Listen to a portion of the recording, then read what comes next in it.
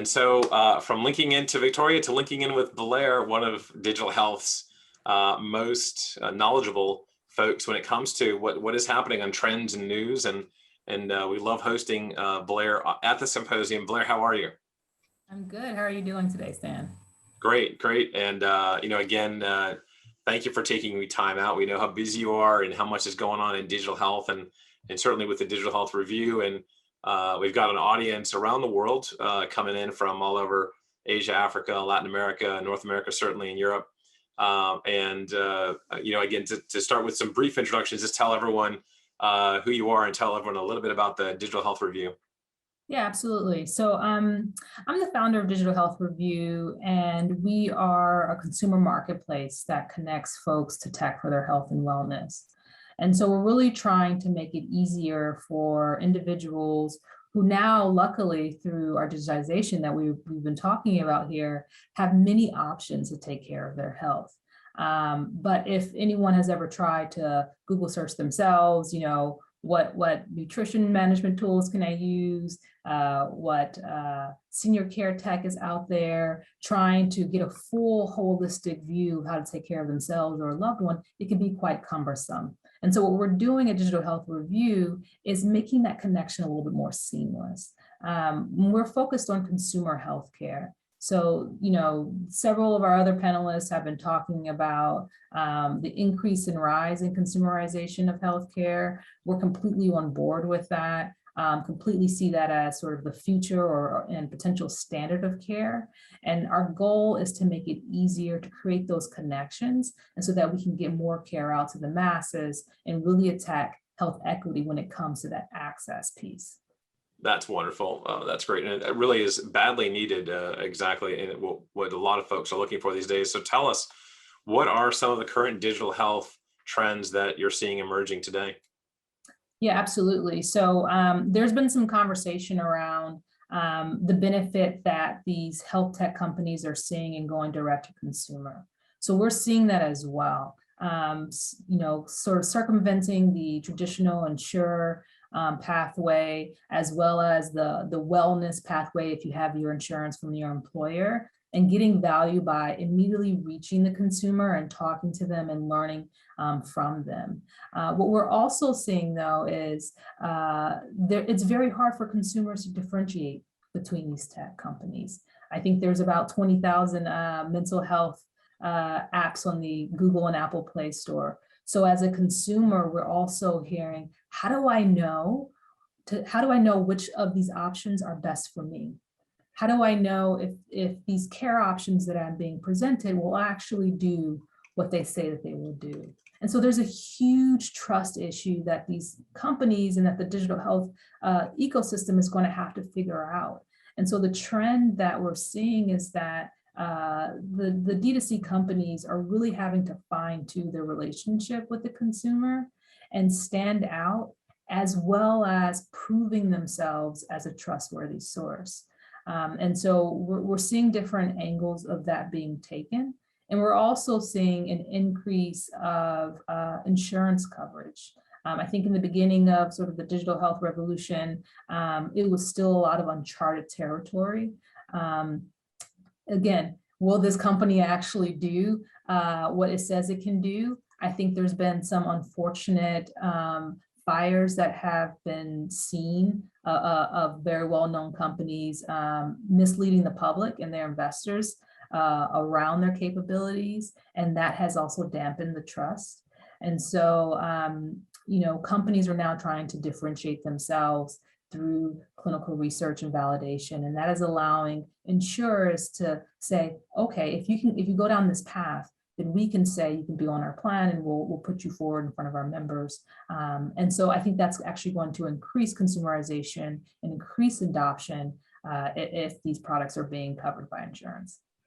That's brilliant. And so it really sounds like you're focused on informing, connecting, and empowering members about their health options. So along those lines, what are some of the successful strategies that you've seen them implementing in order to be successful? Absolutely. I think a lot of education is still needed in this sphere.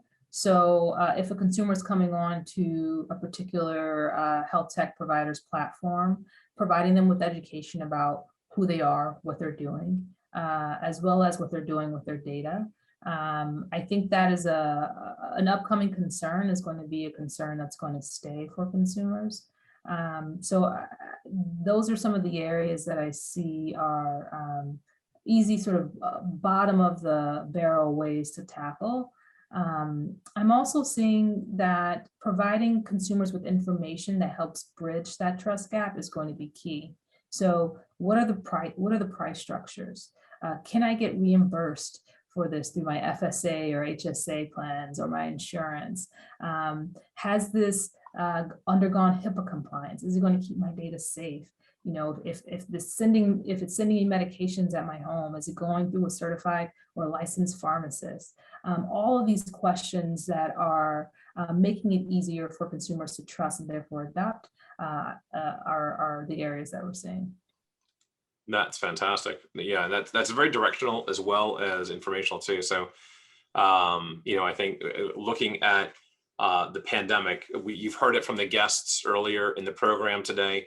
The digital divide has only increased with a lot of this, as we've seen the digitization and the adoption rate of these tools go from single digits to double digits in remote patient monitoring, telemedicine, electronic health records, patient health records. We've seen the divide only increase. And from your perspective and from what you're seeing and hearing, what can we do to better achieve health equity through digital instead of seeing the equity gap widen? What can we do to narrow it? Yeah, I think it's a tough issue to tackle. I think digital access and literacy is a starting point. One of the other trends that we're seeing is around partnerships and consolidation. So you may have one company that is in a particular vertical, such as fertility care, that then acquires or partners with a mental health care company because they've seen from their members that that's a need.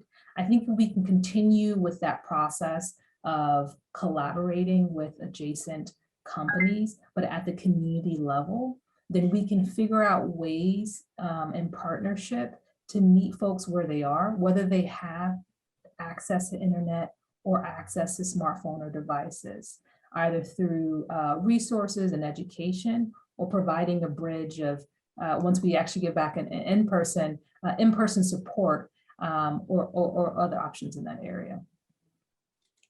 Okay, yeah, I think that's really important and relative to, and we're seeing a lot of that happen. I don't know if you've been following the Biden infrastructure bill, yeah, but a lot of that infrastructure bill is around getting more of that digital infrastructure to folks in low resource areas, whether it's in Washington Heights in New York City or whether it's in rural Missouri or whatever it might be. And so I think when we talk about the pandemic and we look at what some of the root effects of it has been, from your perspective, has the pandemic caused you to reevaluate who you work with, and if so, how and why? That's a great question. Absolutely. I think it actually has opened up more doors.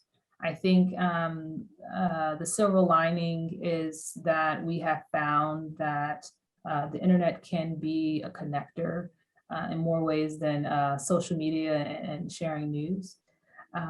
So allowing for the collaboration with local organizations and getting familiar with folks via Zoom rather than in-person meetings has really helped with creating those connections and partnerships at the local level.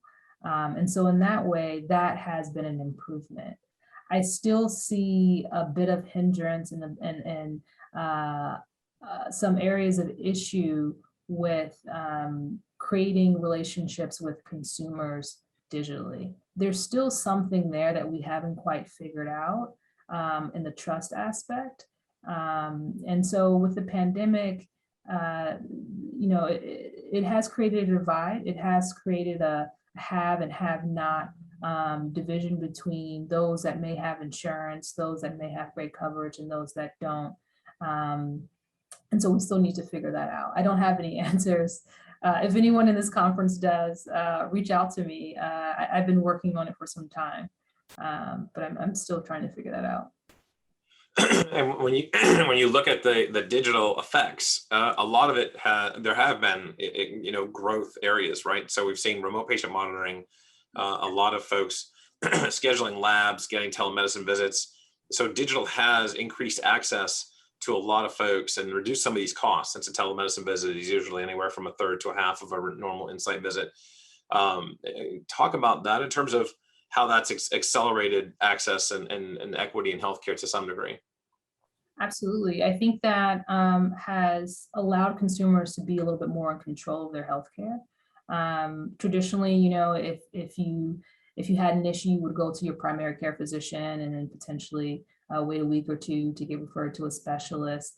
With a telehealth option and being able to easily pick up your phone or your device and speak to someone, I think folks are taking a little bit more proactive care of themselves and of their loved ones.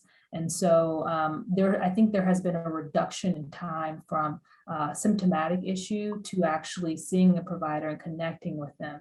And so I think we'll start seeing more pinpoints or more areas of data early on in care than we did from the beginning. And so we're able to have a deeper story of what has happened with that patient symptomatically before they've seen the doctor pre-pandemic versus post-pandemic. We'll have a deeper and a longer story. Brilliant. And looking at the digital health companies that are out there, and as you work with digital health companies out there, which specific criteria do you look for in a company before you start working with them? Absolutely. First and foremost, transparency, right? You have to be committed to being transparent with your consumers and obviously with us as partners. And I think, we've come far, but we have still quite a bit to go. And I think some of the criteria is around an effort to get to clinical validation for those companies that haven't yet gotten there, an effort to get to regulatory statuses around HIPAA compliancy. Those are the key areas that we're looking for. Some companies don't necessarily need to have the full gamut of regulatory statuses or may not need to go through in-depth clinical research versus other companies or med tech device companies. But an effort to show efficacy of your product, an effort to show that clearly and transparently to the consumers, and an effort to protect consumers' voice and their data are the criteria that we're really looking at. That's wonderful. We have a couple of minutes left and just want to make sure we cover, I think, this is certainly any other messages you want to get across or whatever, but we do want to also understand from, again, you've done so much work in this area. What do you think we can do to do a better job leveraging digital health technologies to areas where, again, we've talked about it, technology is not as prevalent, in terms of the tactical, the more niche, the more specifics in terms of bringing digital to some of the communities in need around the country? Yeah, I think this is going to be a digital health ecosystem issue. This is going to be a telecoms issue, ecosystem issue. We need to partner not just within our community, but with outside of our community, with other tech centers, as well as at the local level. We're not going to have the answer to how to bridge that gap for folks that don't necessarily have insurance or access on our own. But we can, in combination and in partnership, figure out some of the pain points and get at the problem slowly and surely. And so I think if we're able to partner internally as well as externally, we can get a little bit closer to the digital access and the digital literacy issue that we're starting to see is growing and growing and growing as digital consumerization of digital healthcare is continuing to grow as well. That's fantastic. Again, Blair, thank you very much. We know how busy you are. And a virtual round of applause from the folks watching from all over the world. Again, it's Blair Hirst, the CEO and founder of the Digital Health Review. Thank you very much for joining us today, Blair. All right, Sam. Take care.